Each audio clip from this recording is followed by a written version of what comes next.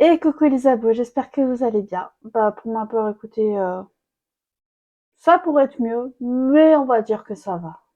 On va pas s'attarder. Bref, aujourd'hui, petite vidéo, comment dire, une petite vidéo pour ou contre. Donc c'est parti. Alors, pour ou contre l'arrêt du changement d'heure été-hiver. Alors, j'ai pas vraiment d'avis là-dessus, en toute honnêteté. Euh,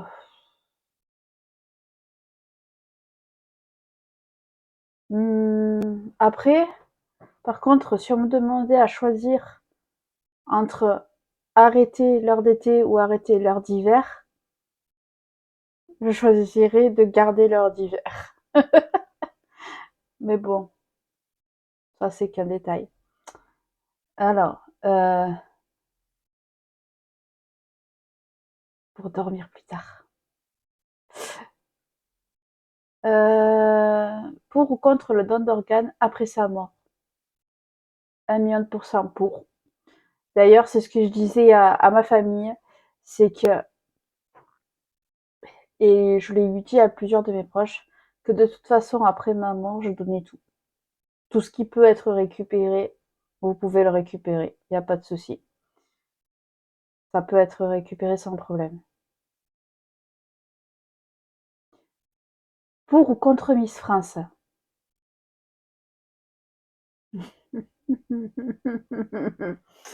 euh, c'est pareil, là, j'ai pas vraiment d'avis en fait. Personnellement, je le regarde pas parce que c'est pas mon délire. Après,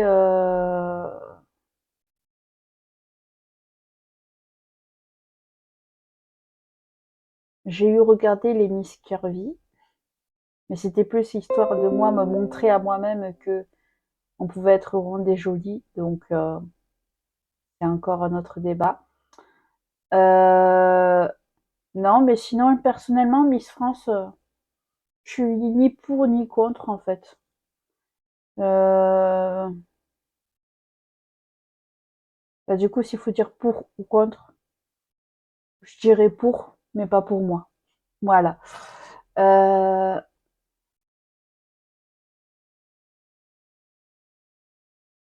pour ou contre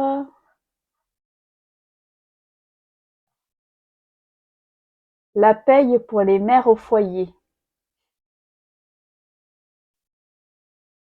Alors, c'est un sujet délicat. Euh,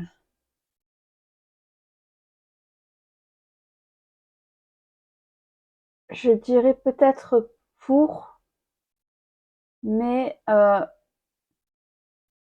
à partir d'un certain nombre d'enfants ou si l'enfant a des soucis d'ordre psychologique, psychiatrique, etc. Et donc, du coup, que malgré l'amour qu'on peut avoir pour l'enfant, et ça c'est très, très, très, très fatigant de s'occuper d'un enfant qui a des soucis. Donc, je dirais pour, mais au cas par cas, en fait.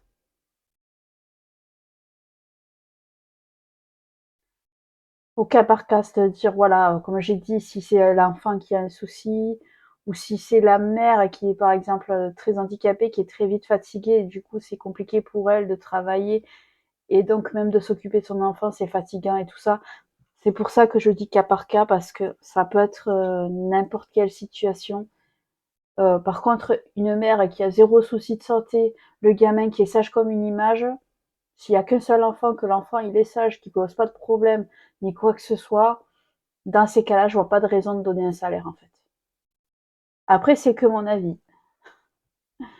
Euh,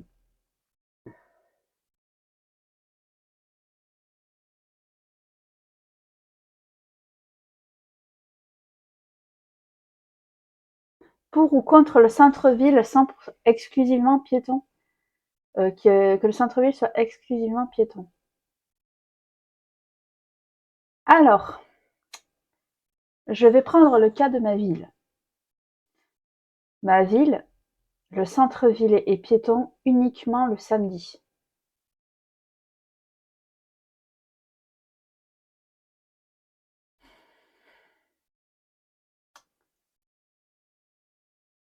Je pense que c'est ce qui peut poser problème parce qu'au jour d'aujourd'hui, il y a beaucoup d'endroits où, dans ma ville, où il y a des travaux, etc. Donc pour se garer, c'est très compliqué. Et même dans le centre-ville en lui-même. Et en fait,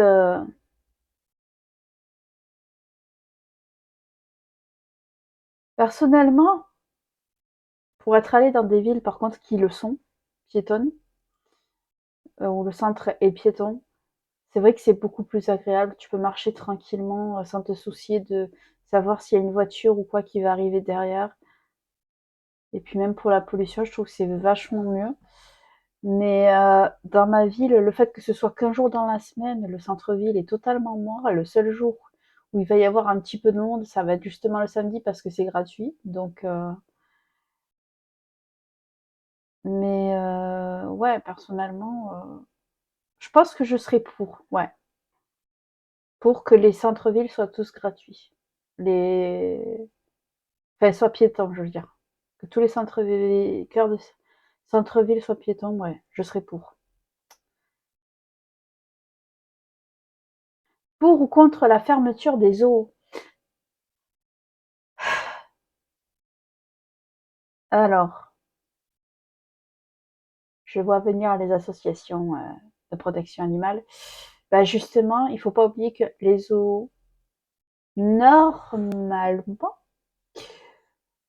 dans 99% des cas, enfin 90% des cas, un zoo, normalement, c'est pour préserver les espèces. Tout comme les safaris, enfin les réserves.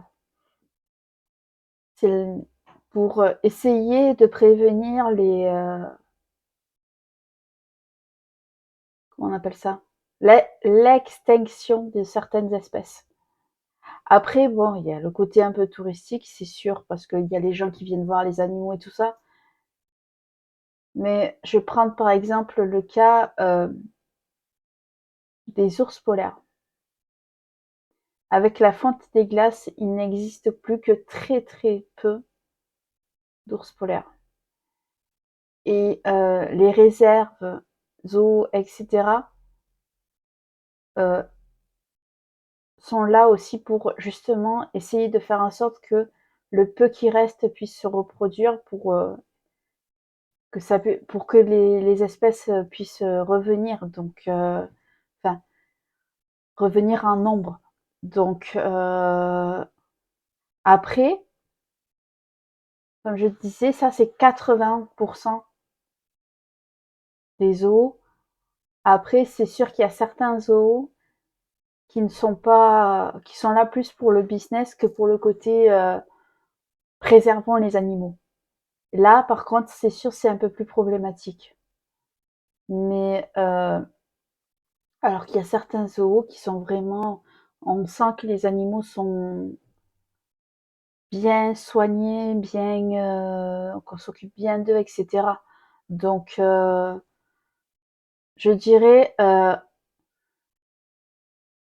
pour que certains zoos restent et pour la fermeture de certains zoos et contre pour d'autres. Voilà.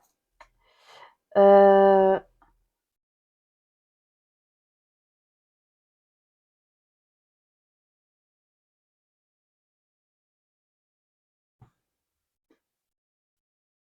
pour ou contre la fermeture des fast-foods. Euh, bah contre, hein. On va pas se mentir, hein, je fais partie de ces personnes qui consomment énormément de fast-food. Euh, je vais pas au fast-food tous les jours. Je dis pas ça dans ce sens-là. Mais je tendance à y aller une fois par semaine. Donc, bien sûr que je vais pas dire que je suis pour la fermeture. Ça serait contre-productif. Enfin, ça serait. me mentir à moi-même si je disais que j'étais pour la fermeture, très clairement.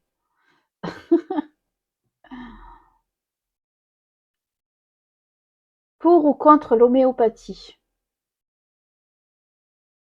Bah, figurez-vous que j'ai tendance à, depuis quelques années maintenant, quand je suis enrhumée, entre autres, surtout, à privilégier tout ce qui est homéopathie et naturel comparé aux traitements plus agressifs. Y compris quand je suis enrhumée, ça va être plus ou vers des huiles essentielles, des gouttes aux huiles essentielles, accompagnées d'eau de mer, plutôt que de prendre des trucs de médicaments ultra chimiques ou quoi que ce soit. Bon,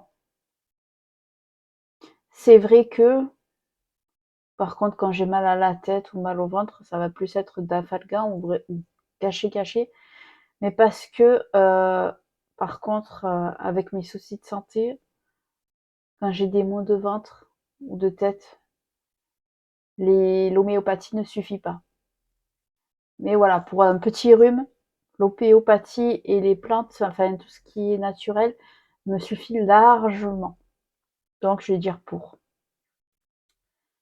Euh, pour ou contre la chirurgie esthétique? Alors, là, pouh,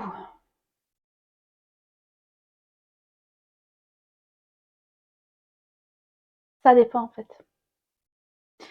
Je vais dire ça va dépendre parce que pour certaines personnes,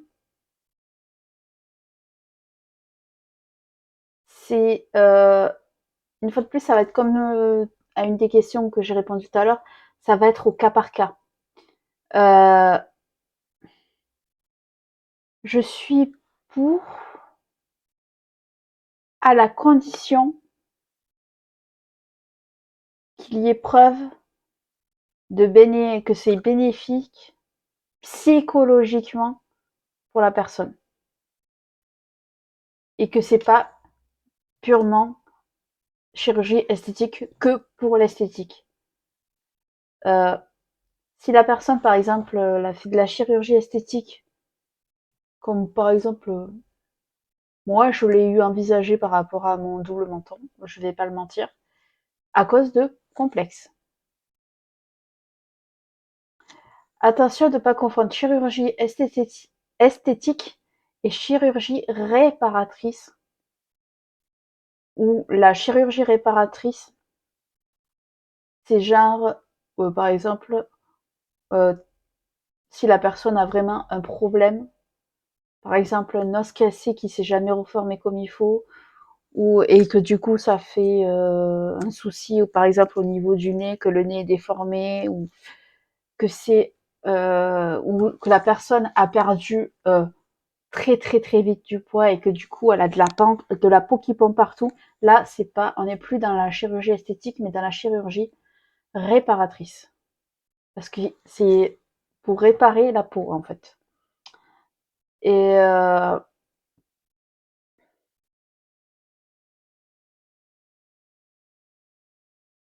pour moi, ou comme quand quelqu'un est brûlé par exemple, quelqu'un a la peau brûlée et tout ça, il y a des gens qui font de la chirurgie pour essayer de cacher un peu les brûlures, etc. Euh, Là, voilà, on est dans la chirurgie réparatrice. En chirurgie esthétique, malgré tout, juste quand c'est que, par exemple, un double menton, pour moi, je le mets quand même dans la chirurgie esthétique parce que c'est pour avoir un coup plus harmonieux. Donc, c'est plus dans l'esthétique. C'est pour ça que je le mets dans l'esthétique, le coup, le double menton. Euh,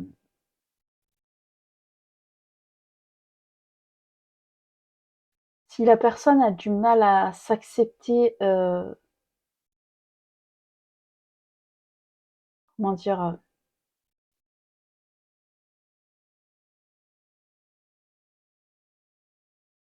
personnellement, je n'irai pas faire. par exemple, de lifting, de botox ou de... On appelle ça d'acide hyaluronique, pour combler mes rides, par exemple, quand je vieillirai. Parce que j'estime que c'est plus de l'esthétique que vraiment quelque chose de complexant, en fait. C'est plus, ah, j'ai envie de rester jeune. Sauf que j'estime qu'à un moment donné, il faut accepter de vieillir, en fait. Et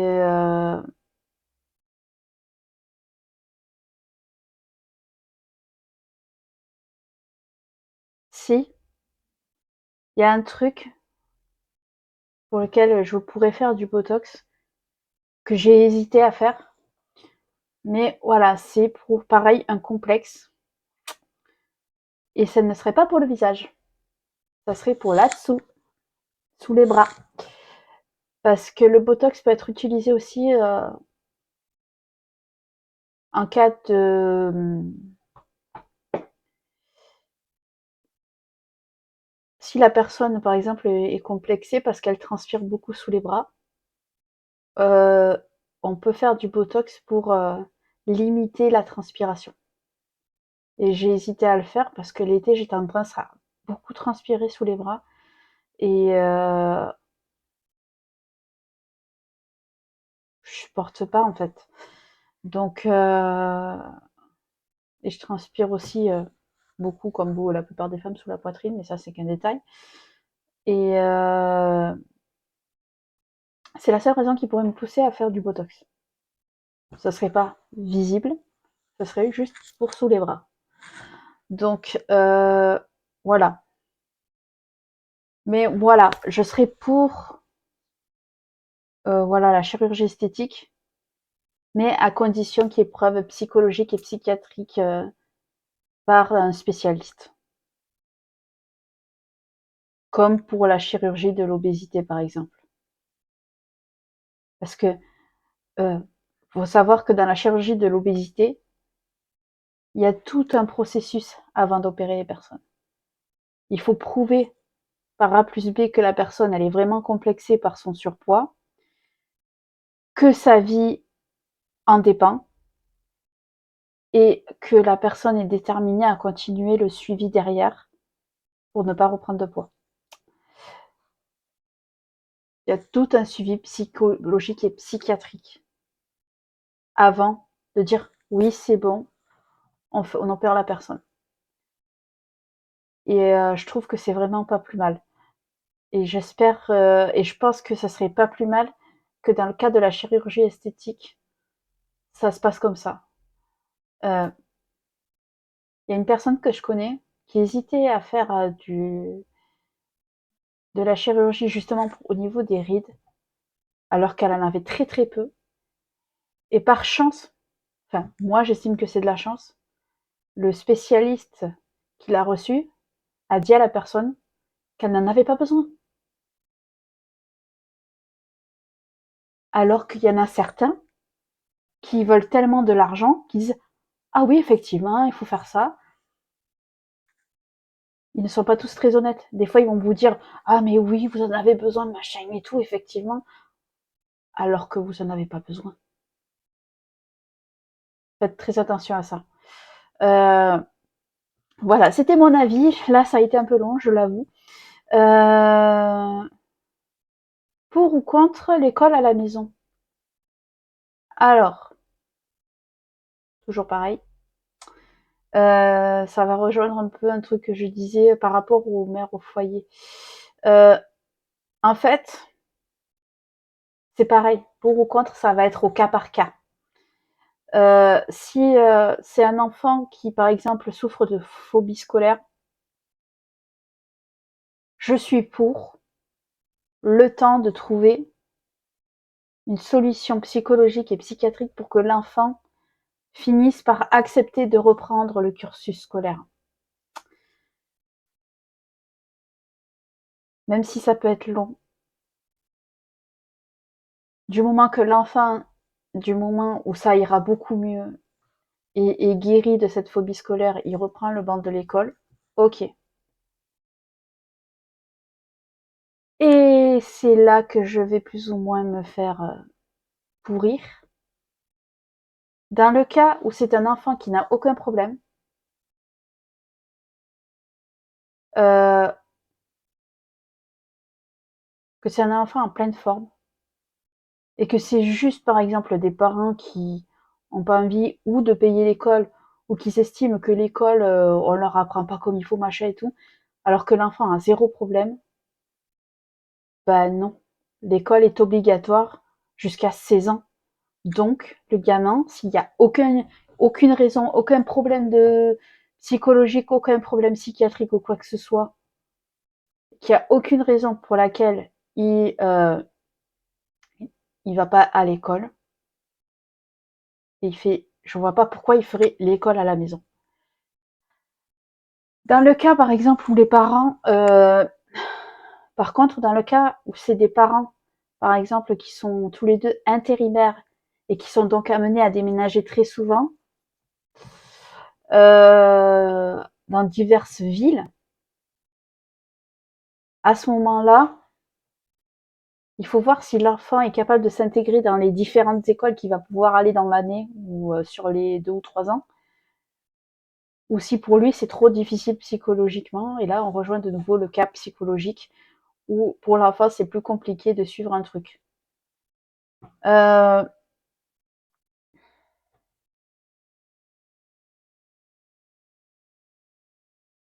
Quand je parle de ça, je parle par exemple aussi pour les, comment on appelle ça, les forains. Un forain, forcément, le gamin, il va pas forcément pouvoir faire de l'école. Ça va être plus compliqué parce que les forains, ils vont de ville en ville, donc ou les gens du cirque. Là, c'est encore des cas différents. C'est plus compliqué. C'est tout autant compliqué que les gamins qui ont des troubles psychologiques.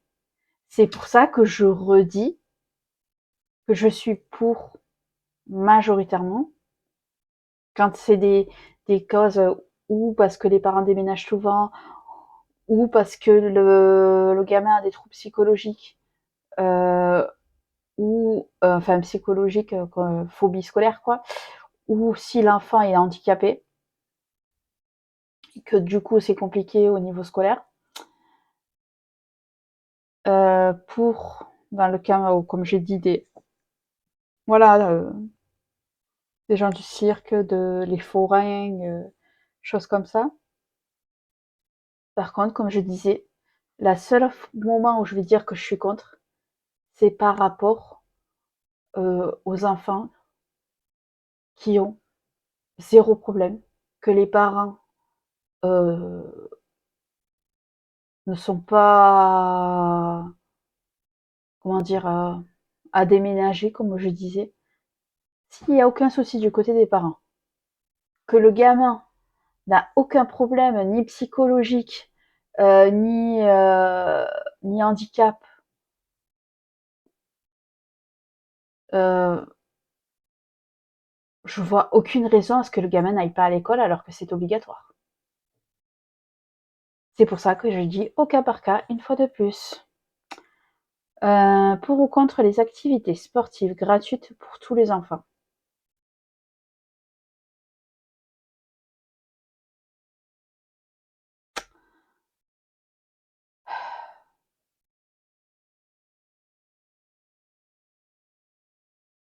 Alors, je regrette d'avoir arrêté de faire du sport personnellement pendant des années. Là, depuis que j'en refais, très sincèrement, je le sens, je me suis en meilleure forme, je suis moins essoufflée. Euh, et je pense que pour un enfant, surtout avec les gens qui sont, soyons honnêtes, sur le classement de l'obésité mondiale, on est quand même très très haut au niveau de la marche, des marches. Donc, pour la santé des enfants, je pense que le sport c'est important et que ça devrait pas être réservé aux gens qui ont de l'argent en fait. Je pense que le sport devrait être accessible à tout le monde. Et c'est pour ça que je trouve que c'est pas plus mal que depuis quelques années, on trouve dans certains parcs des machines de sport à disposition, gratuitement, dans des parcours de santé, etc. Et ça, je trouve que c'est vraiment cool parce que ça permet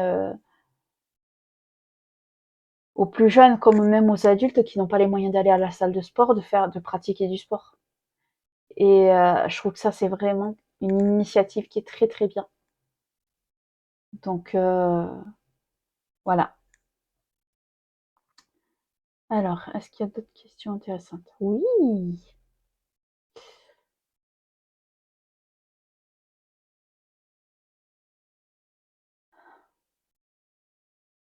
Pour ou contre les animaux domestiques en appartement? Alors, là, c'est pareil, ma réponse va peut-être pas plaire à tout le monde. Euh, alors, pour,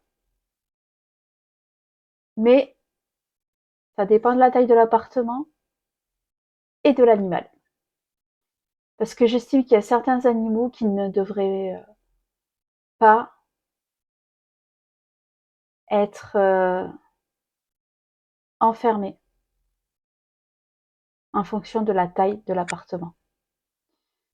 Je m'explique. Prenons exemple. Par exemple, moi, j'ai un 45 mètres carrés. Ce n'est pas très grand. Quand je vois, par exemple, certaines personnes qui ont des Doberman ou autres chiens très grands dans un appartement de 45 mètres carrés, ou même un peu plus grand, par exemple 50 mètres carrés ou 70 mètres carrés, je dis pas. L'animal, il a de la place pour se déplacer. Mais un gros chien dans un 45 mètres carrés, le chien, il peut pas être heureux. Et quand j'avais vu, et ça, je l'avais vu dans une vidéo, et le chien, dans la vidéo, tu voyais, il tournait dans l'appartement, dans la pièce. Il savait pas comment se mettre. Il essayait de se dépenser comme il pouvait parce qu'en plus ses maîtres ne le sortaient pas beaucoup. Parce qu'il faut pas oublier qu'un chien, si tu es en appartement en étage, que t'as pas de cour, bah le chien il faut aller le promener.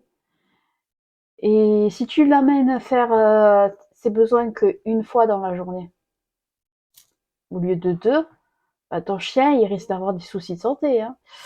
Euh, alors que si tu as un jardin, si tu as un appartement avec jardin, la journée, ton chien, tu peux le laisser dans le jardin, tu lui prends une petite niche et avec un coussin pour pas qu'il ait trop froid et tu peux le laisser dehors et il est libre d'aller faire ses besoins dans le jardin tranquillement. Euh, un chat, c'est différent. Un chat en appartement, personnellement, je suis pour parce que un chat, s'il a sa litière,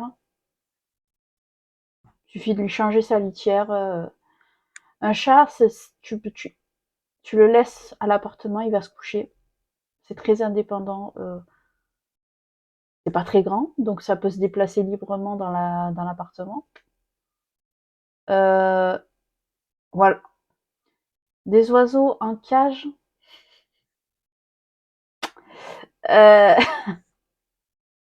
tout dépend le caractère de ton oiseau parce que si tu as des oiseaux qui parlent beaucoup, je suis pas sûre que les voisins, si selon l'appartement et l'épaisseur des murs, je suis pas sûre que les voisins ils soient contents d'entendre piailler toute la journée. C'est encore un autre débat. Après, souris, hamster, forcément, un appartement, c'est pas un souci, quoi. C'est plus, voilà, comme j'ai dit, surtout les chiens, quoi. Euh, si vous êtes dans un petit appartement et que vous dites, oh, j'aimerais prendre un chien, attention à la taille de votre appartement et à la taille du chien. Comme j'ai dit, n'allez pas prendre un Doberman ou un Saint-Bernard ou un machin comme ça si vous avez que 45 mètres carrés. Parce que le pauvre animal, il va se sentir à l'étroit, quoi. Bref.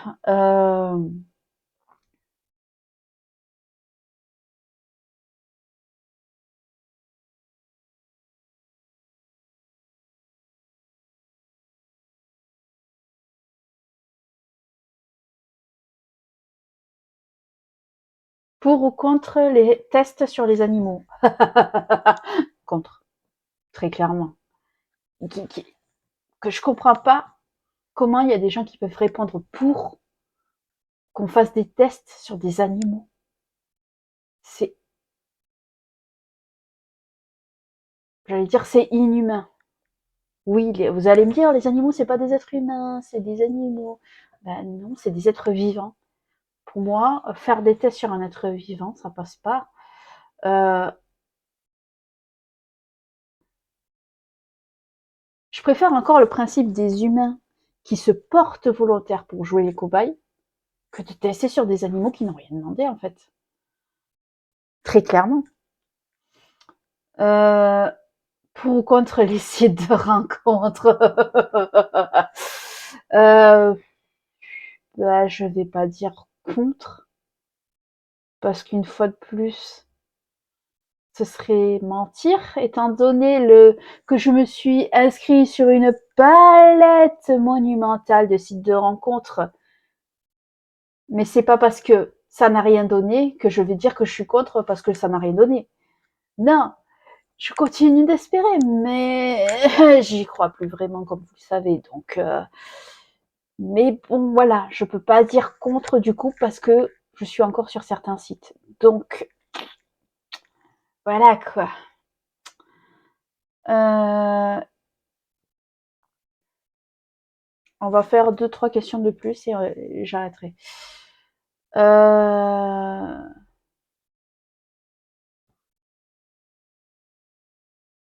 pour ou contre les relations sans lendemain? Contre. Enfin, dans mon cas personnel, je suis contre. Euh, on m'a fait le coup une fois de me faire croire vouloir une vraie relation, comme vous le savez, pour au final, une fois que les choses soient faites, me dire que c'était pas le cas. Donc, que la personne me dise non, finalement, en fait, non, c'est juste pour un plan. Non, non, non, non, et non. Dans mon cas, c'est non. Après, si on parle dans la globalité de la chose, je dirais, si les gens ont envie d'avoir juste des plans d'un jour, d'un soir, libre à eux. Dans mon cas personnel, contre. Mais pour les autres, s'ils ont envie, ils peuvent. Voilà, petit aparté. Euh,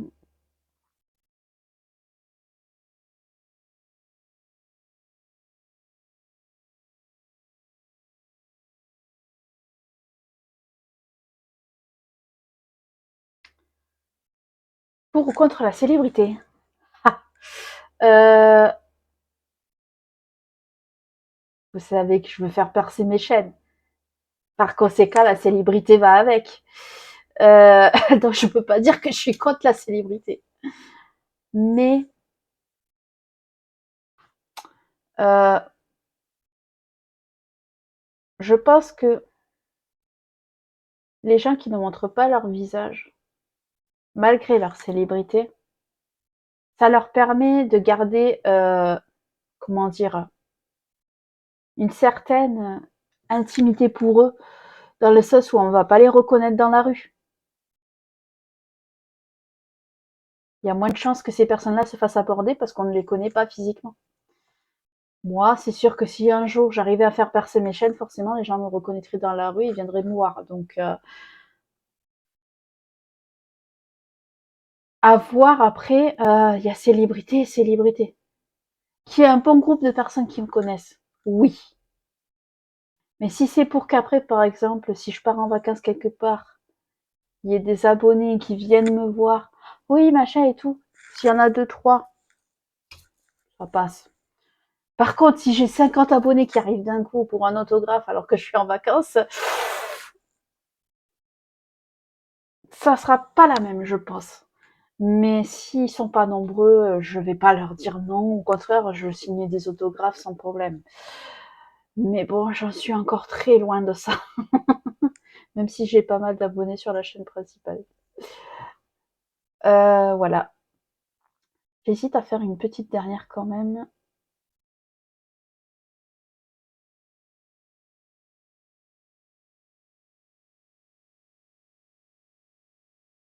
Ha ha ha ha. Ça, c'est un bon sujet pour une dernière question. Pour ou contre les régimes diététiques?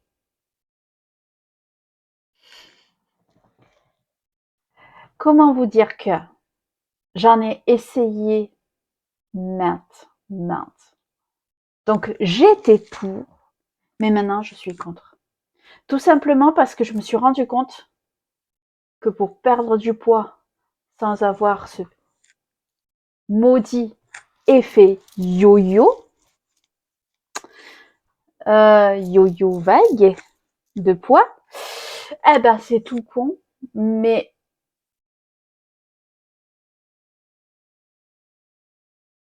passez chez vous. Alors, si vous pouvez pas le faire sur votre lieu de travail ou en cours, faites-le chez vous. Au lieu de prendre une assiette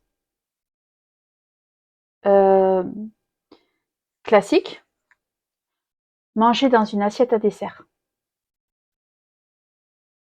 Je vous jure que ça marche. Parce que moi, c'était quelqu'un qui me l'avait recommandé. Et au final, je n'ai pas changé mon alimentation plus que ça. J'ai quand même réussi à perdre du poids parce que juste, ça m'a permis de réduire les quantités. Parce qu'en fait, ce qui va vous sembler pas grand-chose dans une grande assiette, bah dans une assiette plus petite, votre cerveau va être trompé. Et au final, vous aurez l'impression que l'assiette est très garnie et qu'il y a beaucoup. Donc, et du coup, maintenant que j'ai fait ça pendant un certain temps, ben, quand je mange dans une assiette classique, ben, au final, j'ai souvent du mal à la finir. Parce que mon ventre s'habitue à manger moins en quantité. Et du coup, ben, au final, et l'avantage, c'est que en faisant ça, plus au départ, je faisais que de la marche. Maintenant, je suis à la salle de sport, comme vous le savez, depuis septembre.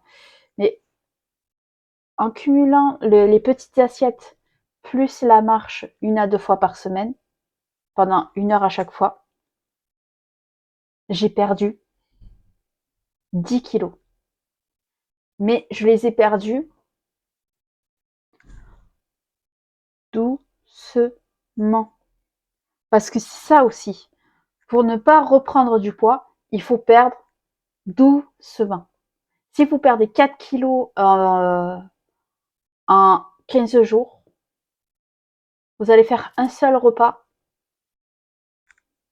un peu plus consistant comme un fast-food ou quoi, ça va remonter. Alors que si vous perdez progressivement, que vous ne vous refusez rien, ça aussi c'est important. La frustration également peut faire prendre du poids. Comme je vous ai dit, j'ai réussi quand même à perdre 10 kilos euh, entre la marche et puis la mise au sport, à la salle de sport. J'ai quand même perdu 10 kilos alors que, comme je vous l'ai dit tout à l'heure, euh, un Uber Eats par semaine. Uber Eats, généralement, c'est fast-food. Donc, en faisant un fast-food par semaine, j'ai quand même réussi à perdre 10 kilos. Et en mangeant des pâtes des pâtes à la tomate, à la crème, des pizzas, je me suis privée de rien. Mais comme je mangeais en quantité moindre, j'ai quand même perdu. C'est ça le secret. Bref, voilà, j'en ai fini avec ce petit pour ou contre. Si ça vous a plu, n'hésitez pas à mettre ce que vous en avez pensé en commentaire, voire même vos propres réponses si vous êtes pour ou contre à chaque question. Et à partager la vidéo, la chaîne, de vous abonner à la chaîne, d'activer la cloche. Et moi, je vous dis à très vite les abonnés.